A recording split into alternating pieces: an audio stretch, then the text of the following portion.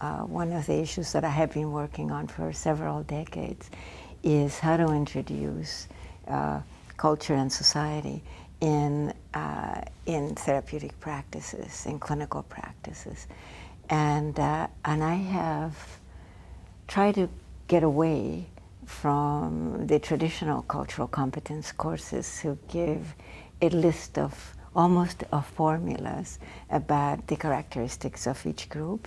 that many times border on stereotypes. So I'm hoping that what I'm going to present it invites people to be open-minded about what could be different